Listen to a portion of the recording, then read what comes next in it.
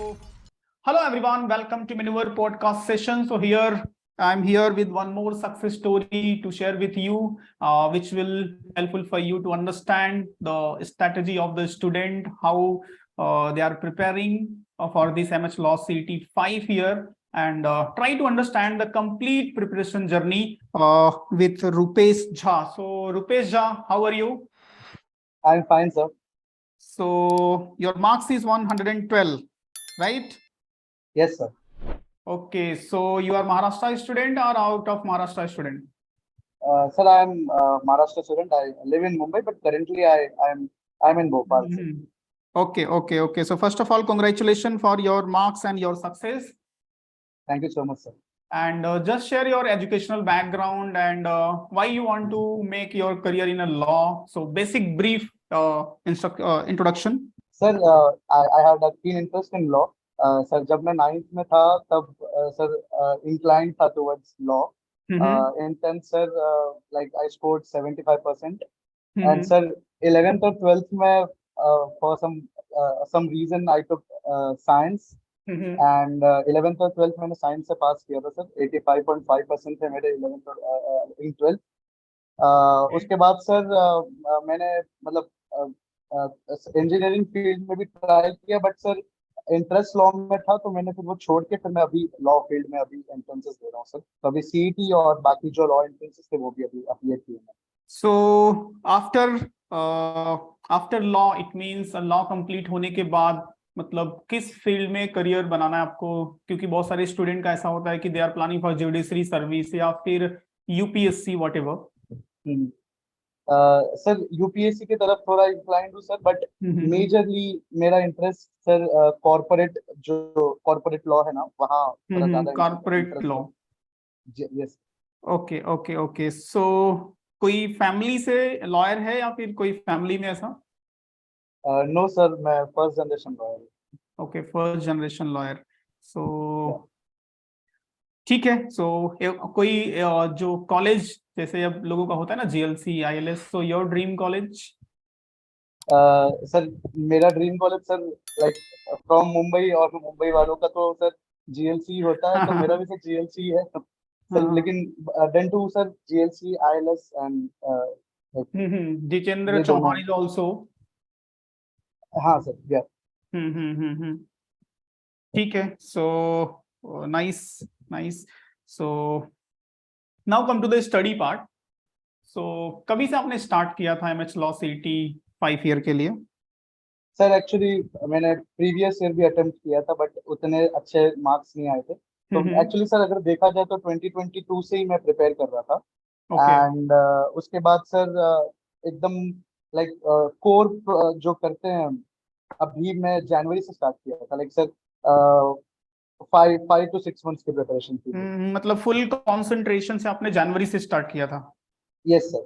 सो क्या मतलब कंटेंट क्या फॉलो करते थे, कहाँ से स्टार्ट किया? चलो स्टार्टिंग से थोड़ा सा बताओ, कौन कौन से कंटेंट, क्या आपके डेली रूटीन क्या थे, मतलब इंग्लिश के लिए, जीके के लिए, लीगल के लिए, मैथमेटिक्स के लिए, व्हाटएवर. थोड़ा सा ब्रीफ में, बट इतना आइडिया लग जाए कि this was the routine, how you was preparing, how you were preparing. Sir जैसे कि सारे लॉ स्टूडेंट्स से तो न्यूज़पेपर से उनकी दिन की शुरुआत होती है. तो सर इंग्लिश और वोकैबुलरीज के लिए तो सर न्यूज़पेपर ही मैं पढ़ता था. बाकी सर रेनन मार्टिन और 11th और 12th की जो एनसीईआरटी आती है वहां से, तो वो सब मैंने किया था प्रिपेयर सर. लीगल के लिए सर तो मैं मैन्यूवर की वीडियोस मतलब देखा करता था. मॉक्स भी सर मैन्यूवर के दिए हैं मैंने. और सर जो भी आपके वो पीडीएफ्स आते थे स्टैटिक के लिए वगैरह वगैरह, जो लीगल स्टैटिक होती थी, जीके की जो स्टैटिक होती थी, तो मैं आपके यूट्यूब चैनल के थ्रू वो प्रिपेयर करता था सर. एंड सर कौन जो मैथ आता है वो मैंने सर सेल्फ प्रिपेयर किया था सर. ओके. सो बेसिकली ये रूटीन था. डेली न्यूज़पेपर पढ़ते थे आप? जी सर मैं सर 2 से ज्यादा न्यूज़पेपर फॉलो करता था सर, क्योंकि सबके अपने अपने grammar vocabs level of difficulty होती थी, तो which help me sir. Great. This is a very good habit. सारे एस्पिरेंट को जो भी कॉम्पिटिटिव एग्जाम्स का प्रिपरेशन कर रहे हैं, न्यूज़पेपर तो रीड करना ही चाहिए, बिकॉज इससे 2 टाइप के हेल्प होते हैं. फर्स्ट वन कि आपका करंट अफेयर्स तो अपडेट ही होता है, and it's also helpful for to improve your reading skill and English का जो वोकैब होता है अगर आप काफी इंग्लिश को इम्प्रूव करने के पॉइंट ऑफ व्यू से भी रीड करें तो वो भी आपका इम्प्रूव हो जाता है। डबल बेनिफिट होता है बेसिकली न्यूज़पेपर रीड करने से। Yes sir. Okay, sir now वो कम। सर न्यूज़पेपर रीड करना तो सर एक लॉ एस्पिरेंट के लिए होना ही चाहिए, क्योंकि एग्जैक्टली। वो एग्जाम्स के लिए भी नहीं और आगे भी जो आप रीड करोगे, जो आर्टिकल्स रीड करोगे, तो आगे आपको काम आने वाले। Yes yes, not only for the law aspirant but मेरा कंसर्न ये है कि जो भी कॉम्पिटेटिव एग्जाम्स का प्रिपरेशन करें, इवन नॉर्मल सिटीजन भी डेली न्यूज़पेपर पढ़ता ही है जिसको जी किसी सर। एग्जाम का प्रिपरेशन नहीं करना है। सो अपडेट रहता है कि क्या हो क्या रहा है कंट्री में, क्या हो रहा है वर्ल्ड में। But yes sir. एक स्टूडेंट से जो एक्सपेक्टेड क्वेश्चन होता है थोड़ा सा वो पॉलिटी रिलेटेड नहीं होता, पॉलिटिक्स रिलेटेड नहीं होता, कुछ जनरल यस सर। क्वेश्चंस होते हैं, जैसे किसी ने स्पोर्ट्स में कुछ अचीवमेंट किया, इसरो ने कुछ अचीवमेंट किया, या फिर यस सर। इंटरनेशनल लेवल पे कुछ इंपॉर्टेंट है, तो वही एग्जामिनर एक्सपेक्ट करता है, तो न्यूज़पेपर तो पढ़ना ही चाहिए। So exactly how was the exam, exam कैसा था? सर। देखा जाए तो सर इजी टू मॉडरेट था sir. Easy in to terms of moderate था? GK. Yes sir, in terms of GK तो वो सर शिफ्ट वाइज डिपेंड करता था सर। हम्म। एक शिफ्ट को इजी आया, एक शिफ्ट को मॉडरेट आया सर। इंग्लिश काफी ठीक ठाक था। हम्म। जिन्होंने अच्छे खासे फॉलो किए थे सर, वोकैबुलरी जिनकी स्ट्रांग थी उनके लिए वो हेल्प किया। Sir hmm. Overall easy to moderate था सर पूरा पेपर। इट मींस डिफिकल्ट नहीं था, इजी टू मॉडरेट लेवल था। Yes sir. सो आपने मॉक टेस्ट लिखा था, मॉक टेस्ट? यस सर, मैंने मैन्यूवर के काफी मॉक्स दिए थे, और ना सर सिर्फ मैन्यूवर के ही नहीं, मैंने जितने भी सर, आई बिलीव कि आप पढ़ो एक जगह से और मॉक्स काफी जगह के दो। उससे हम्म आपको पता चलेगा कि क्या पैटर्न है, और दूसरे पैटर्न के लिए भी आप प्रिपेयर हो जाओगे, जो हम्म। आगे आपको एग्जाम में काम आएगा। आप एक पैटर्न पे रहोगे और एग्जाम में कुछ और पैटर्न आ गया, तो वो फिर आपको थोड़ी सी प्रॉब्लम दे सकता है। इसलिए मैं मैन्यूवर के वेरी मॉक्स और स्मार्ट, बाकी जो क्लासेस हाँ के मॉक्स को फॉलो करता था सर। चलो, बहुत स्मार्ट रूल आपने अप्लाई किया। सो देखो यहाँ पे बहुत एक इंपॉर्टेंट चीज आप मेंशन कर रहे हो कि सबसे फर्स्ट थिंग होता है स्टडी। स्टडी कर लो। यस यहाँ पे मैं इसको थोड़ा सा और डिटेल में एक्सप्लेन कर देता हूँ, जो भी स्टूडेंट इस पॉडकास्ट को देख रहे हैं उनके लिए काफी इंपॉर्टेंट होगा। एज पर मी, आप जो भी स्टडी करो, चाहे कोई भी एक टॉपिक ले लो, उसको अच्छे से स्टडी कर लो, उसके बारे में अंडरस्टैंड कर लो, फिर उसके बाद आप अलग अलग रिसोर्सेस मत फॉलो करो उसी टॉपिक को पढ़ने के लिए, अदरवाइज कंफ्यूज हो जाओगे। सो ट्रू एक सर। ही रिसोर्सेज से आप अपने आप को अपडेट करो एंड देन प्रैक्टिस जितना करना है उतना कर लो। एम आई राइट? Yes sir. सर ये ज्यादातर अप्लाई होता है जीके पे। आप जीके हम्म के लिए एक ही सोर्स पे रहो, क्योंकि सर जीके इज लाइक सी। आप जितना हम्म। पढ़ोगे उतना आपके लिए वो कम लगेगा, तो राइट जीके के लिए राइट जितना कम सोर्स ले सकते हो, एक ट्रस्टेबल सोर्स, उसी को आप फॉलो राइट। करो, वो आपको आगे काम देगा। तो मैन्युअर का जीके का आपने रिसोर्स फॉलो किया था? Yes sir. सर मैन्युवर जो स्टैटिक था मेरा, वो पूरा मैन्युवर से ही किया है सर। करंट तो सर मैंने काफी अलग अलग सोर्सेज से किया था, हम्म। बट स्टैटिक के लिए मैं सिर्फ मैन्युवर पे था सर। बट करंट से और ज्यादा क्वेश्चन आए नहीं थे? आते नहीं, यस सर, तो स्टैटिक के ज्यादा स्टैटिक का आता है। जो आपने फॉलो किया था वो कितना रेलिवेंट था एक्चुअल एग्जाम में? तो सर जो मैंने आपके वो 1000 पीडीएफ वाला था, वो मैंने हम्म उससे फॉलो किया था सर।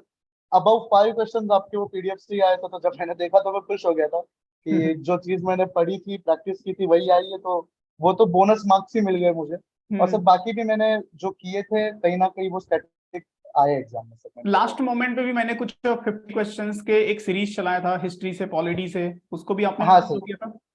सर थोड़ा सा मैंने लाइट उस पर भी डाला था, और सर वो कहीं ना कहीं मुझे हेल्प ही किया है एग्जाम में। उसमें से भी क्वेश्चन आए थे, मैंने जब एग्जाम्स दे के और जब भी बाहर आया तो देख रहा था, तो उसमें से जितने क्वेश्चन मैंने कवर किए थे उसमें से 3-4 क्वेश्चन वहां पे भी थे। हम्म।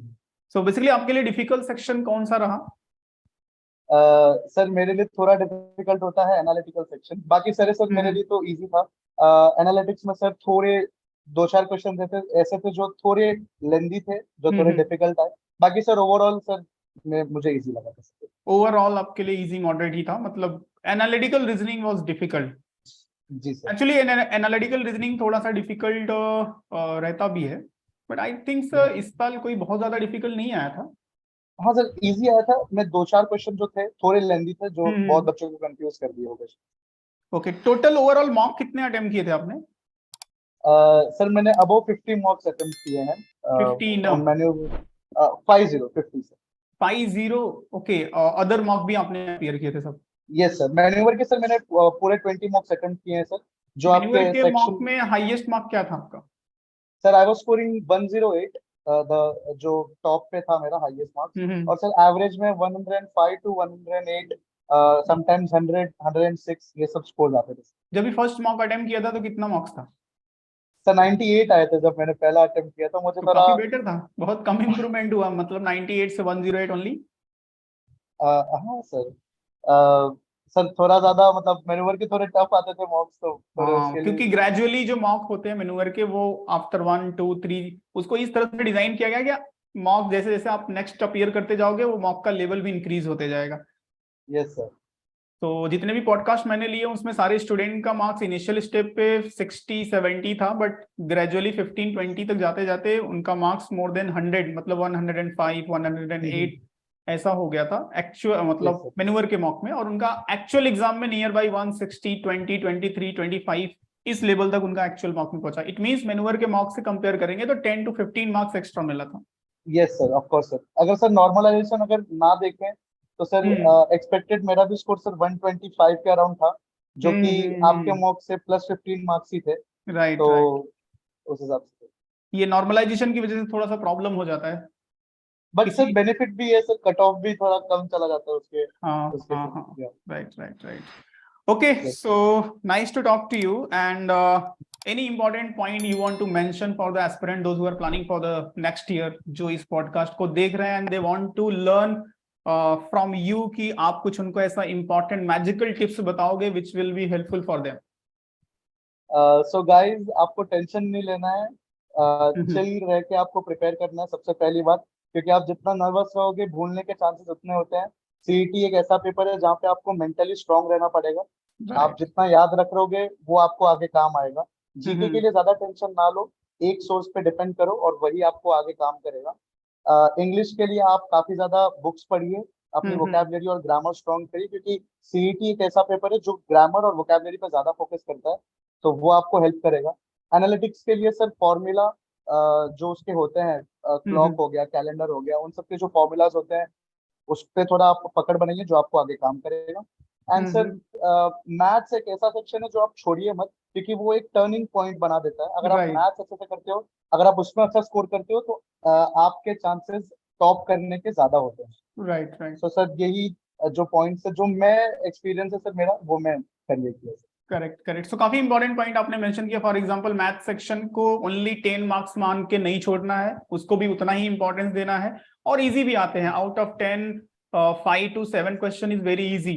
वो इजी थे भी एग्जाम्स में, तो उतने इजी होते हैं, थोड़ा सा अगर से एफर्ट दे कोई तो आराम से इजिली कर सकता है। Yes second sir. आपने पॉइंट मेंशन किया which is related to GK section, कोई एक सोर्स फॉलो करो।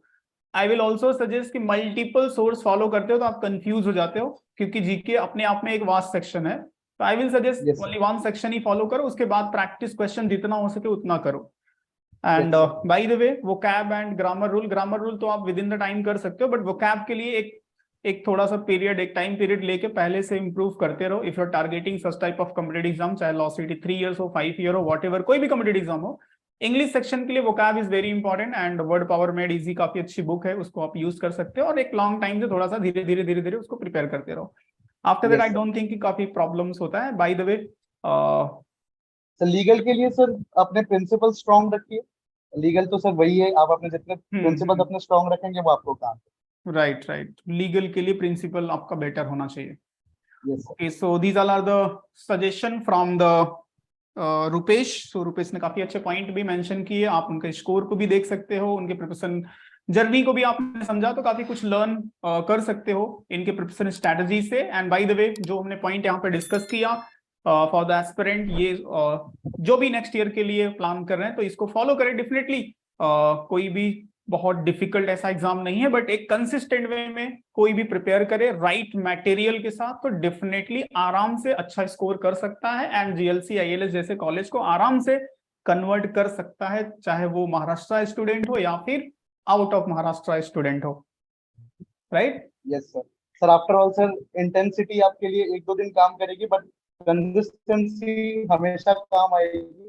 ओके आप ओके। कंसिस्टेंट तो आपके लिए वो benefit करेगा। So again you are also mentioning the consistency. एक और स्टूडेंट थे जिनका मैंने पॉडकास्ट लिया था, उन्होंने भी यही सेम चीज मेंशन की, consistency. So consistency is a key guys, इसको आराम से एकदम माइंड में बिठा लो, consistency is important if you want to achieve your goal.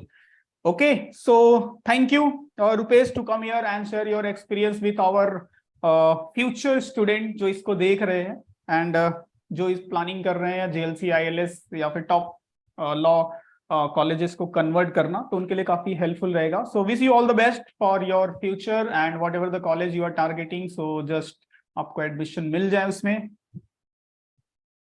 Thank you so much, sir. Okay, thank you.